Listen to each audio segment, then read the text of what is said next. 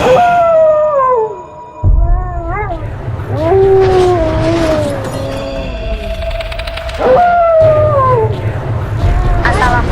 semoga kita semua dalam keadaan sehat batiniah ada zohiriah kita sehingga kita kuat menjalankan kewajiban sebagai hamba sehingga Allah dan Rasul-Nya ridho terhadap apapun yang kita jalankan.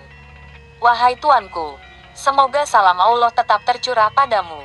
Wahai hamba-hamba Allah, kami datang kepadamu. Kami bermaksud bersentuhan dengan rohanimu, dan kami berharap berkahmu untuk menolong kami, menyejukkan kami dengan siraman yang berasal darimu, sesuai dengan tekad dan pencapaianmu selama ini. Sahabat Lintas Dimensi, pada kesempatan kali ini tim Lintas Dimensi silaturahmi di Makbaro Mbah Arya yang ada di Kecamatan Ciseeng, Bogor. Sebelum kita tapak tilas siapa beliau, kita akan mengingat sejarah seorang ulama dan mursyid thariqah yang dikenal sebagai Mbah Arya di Megamendung, Bogor. Dan apakah yang ada di Kecamatan Ciseeng ini merupakan petilasan beliau, wallahu a'lam. Wahai Tuanku, semoga salam Allah tetap tercurah padamu. Wahai hamba-hamba Allah, kami datang kepadamu. Kami bermaksud bersentuhan dengan rohanimu, dan kami berharap berkahmu untuk menolong kami, menyejukkan kami dengan siraman yang berasal darimu, sesuai dengan tekad dan pencapaianmu selama ini. Sahabat Lintas Dimensi L4L Arya Baya, lebih dikenal masyarakat Bogor Mbah Arya Rahia, makamnya menjadi salah satu situs keislam di Bogor. Perlu ditelusuri sejarah. Siapakah Arya Baya ini dan bagaimana peran di masanya dalam perkembangan Islam di Bogor dan sekitarnya? Inilah yang menjadi pertanyaan kami untuk mengajak para pembaca menelusuri jejak sejarah, agar kita dapat menghargai perjuangan di masa lampau dan menjadi pembelajaran berharga bagi generasi selanjutnya. Penelusuran historis. Arya Baya merupakan sosok penyebar agama Islam yang berasal dari Sukapura, salah satu kabupaten pada masa Kesultanan Mataram. Sekarang Sukapura lebih dikenal dengan Tasikmalaya. Beliau keturunan ke-22 dari Raden Angga-Dipa I, bergelar Raden Temunggung Wiradaha III yang dipanggil Mbah dalam Sawidak, yang hidup pada tahun-tahun 1674 sampai tahun 1723. Pencarian data Arya Baya agak sedikit kesulitan. Namun ketika melacak, Raden Angga-Dipa I dapat terlacak sebagai salah satu pemimpin kerajaan Sukapura ketiga, penerus Raden Ngabehi Wirawangsa, bergelar Raden Tumenggung Wiradadaha I, yang dikenal dalam Pasir Beganjing, yang berkedudukan saat itu di Lewiloa, Sukaraja, tahun 1641 sampai tahun 1674. Sebelum Raden Angga-Dipa ada generasi bernama Raden Jayamanggala yang bergelar Raden Tumenggung Wiradahan II dengan panggilan dalam Tamela. Leluhur Sukapura jika dilacak berasal dari kerajaan Pajang, yaitu Pangeran Kusuma Diningrat merupakan leluhur Sukapura yang berasal dari kerajaan Pajang. Dia merupakan salah satu pewaris tahta kerajaan pada waktu itu. Oleh karena itu sewaktu terjadi perang saudara antara Pajang dan Mataram, karena Pangeran Kusuma Diningrat belum dewasa, dia dititipkan pada Sultan Demak. Sambil menunggu peperangan selesai, Pangeran Kusuma Diningrat mengembara mencari ilmu, dan sampailah di tanah Sunda, tepatnya di Kampung Padarek, Kecamatan Cigalontang. Dia mendapat julukan Pangeran Dago Jawa. Kabupaten Sukapura berdiri setelah Perang di Pati Ukur pada tanggal 16 Juli tahun 1632. Yang tertuang dalam Piagam Sultan Mataram. Arya Baya adalah keturunan keluarga Sukapura, yaitu dari Dalem Wiryawangsa yang menjadi Bupati pertama Sukapura. Bupati Sukapura I diangkat menjadi Bupati oleh Sultan Mataram pada tahun-tahun 1632 sampai tahun 1674 dan diberi gelar Raden Tumenggung Wiradadaha yang memiliki arti prajurit yang gagah perkasa, serta berani dalam membela keadilan dan kebenaran. Setelah Bupati Sukapura I tidak menjabat lagi sebagai bupati, maka jabatan tersebut diduduki oleh Dalem Tambela. Kemudian jabatan sebagai bupati diteruskan oleh Raden Angga-Dipa. Raden Angga-Dipa dikenal dengan sebutan Dalem Sawidak. Sebutan ini menunjukkan bahwa Raden Angga-Dipa memiliki 62 orang putra dan putri dari beberapa orang istri. Pada masanya, Sukapura pernah mengalami masa kejayaannya. Hal ini dibuktikan dengan pesatnya kemajuan dan keberhasilan Kabupaten Sukapura pada masa pemerintahan Raden Angga-Dipa.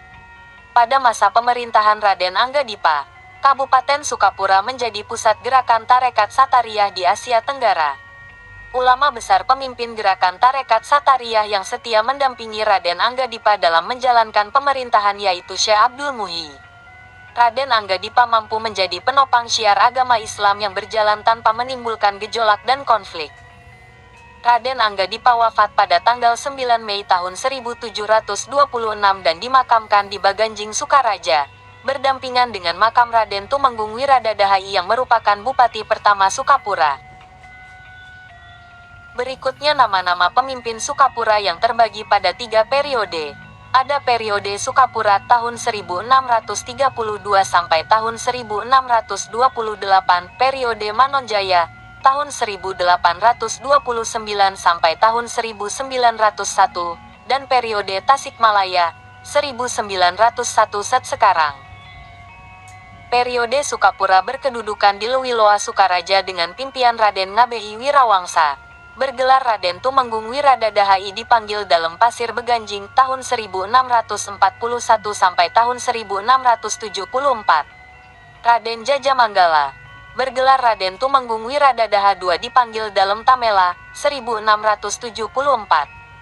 Raden Anggadipai. Bergelar Raden Tumenggung Wiradadaha III dipanggil dalam Sawidak tahun 1674 sampai tahun 1723. Raden Subamanggala. Bergelar Raden Tumenggung Wiradadaha IV dipanggil dalam Pamijahan tahun 1723 sampai tahun 1745. Raden Secapati. Bergelar Raden Tumenggung Wiradadaha V dipanggil dalam Sri Lanka tahun 1745 sampai tahun 1747. Raden Jaya Anggadireja. Bergelar Raden Tumenggung Wiradadaha V dipanggil dalam Siwarak tahun 1747 sampai tahun 1765. Raden Jayamanggala II.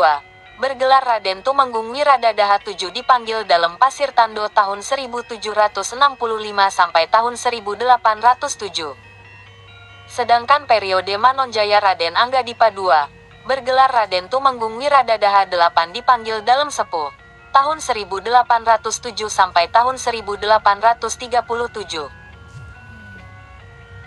Raden Tumenggung Danudiningrat tahun 1837 sampai tahun 1844.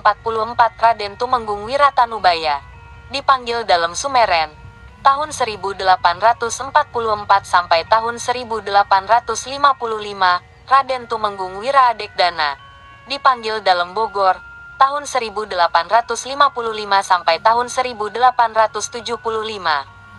Raden Tumenggung Wirahadiningrat dipanggil dalam Bintang tahun 1875 sampai tahun 1901. Periode Tasikmalaya Raden Tumenggung Prawirahadingrat tahun 1901 sampai tahun 1908. Raden Tumenggung Wiratanuningrat tahun 1908 sampai tahun 1937 berkedudukan di Tasikmalaya. Pada masa pemerintahan ini tepatnya tanggal 1 Januari tahun 1913 Kabupaten Sukapura diganti nama menjadi Kabupaten Tasikmalaya. Ajaran Islam yang diajarkan oleh Mbah Arya Baya yaitu Tarekat Syatariyah. Tarekat Syatariyah ini banyak melafalkan kalimat-kalimat tauhid dan Asmaul Husna sebagai bagian dari zikir. Ciri khas dari tarekat ini yaitu menggunakan tawasul nama-nama tokoh Islam besar sebelumnya ketika berzikir. Kemudian zikir tawasul ini sangat berkembang di wilayah Bogor dan banyak diamalkan oleh warga Bogor. Makam Mbah Arya Baya pertama ditemukan pada tahun 2000-an. Saat itu lokasi makam akan dijadikan proyek penanaman bunga mawar. Jejak Islam kali ini membahas tentang makam Mbah Arya Baya yang merupakan penyebar agama Islam di Bogor. Mbah Arya Baya merupakan sosok penyebar agama Islam di Bogor yang berasal dari Sukapura. Beliau merupakan keturunan ke-22 dari Raden Anggadipa yang hidup pada tahun-tahun 1675 sampai tahun 1723. Tidak seperti tokoh penyebar agama Islam lain yang umumnya memiliki keturunan ulama, Mbah Arya Baya ini merupakan keturunan Raden yang berasal dari Jawa Barat. Makam Mbah Arya Baya berada di Desa Pasir Angin, Cipayung, Kecamatan Megamendung, Kabupaten Bogor, Jawa Barat. Makam tersebut dibangun oleh ahli waris Mbak Arya Baya. Luas tanah pada bangunan makam Mbak Arya Baya yaitu sekitar 700 meter persegi. Dan luas bangunan makamnya berukuran 20 kali 30 meter yang dipasangi lantai keramik. Pada bangunan makam juga terdapat kubah tinggi yang memiliki diameter sekitar 10 meter. Pasir Songgong, Pasir Angin Kecamatan Megamendung.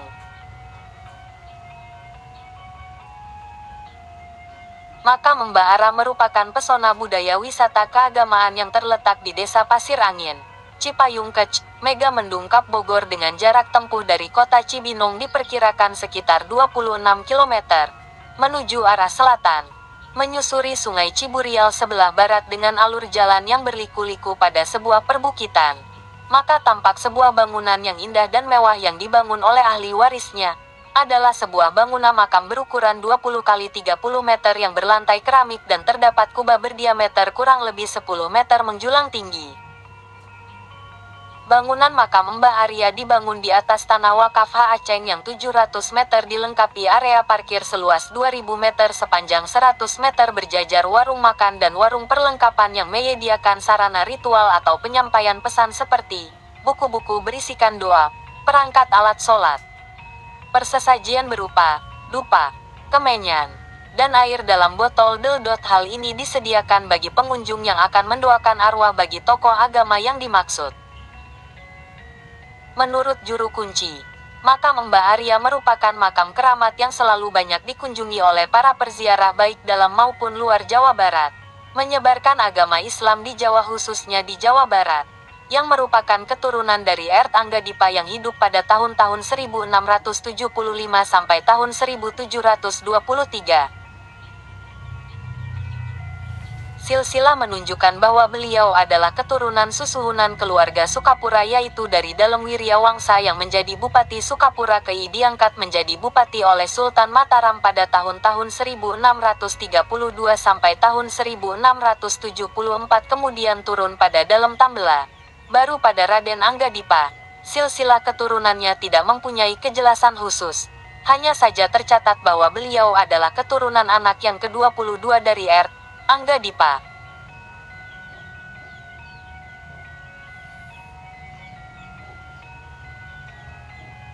Dari keterangan juru kunci, pengunjung yang datang ke tempat ini mencapai 900 orang per bulannya dan pada saat hari-hari besar Islam Mulut, Muharram, Rayap pengunjung mencapai 2000 orang. Sahabat Lintas Dimensi, pada kesempatan hari ini tim Lintas Dimensi bukan berada di Megamendung akan tetapi berada di Desa Kuripan Kecamatan Ciseeng Parung Bogor dan akan ziarah di MAKBARO Hamba Arya.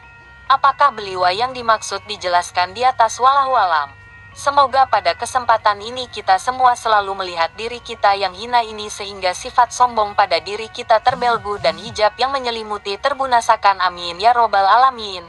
Mari kita simak penjelasan tentang apa itu syarat, toriko, hakikat dan marifat.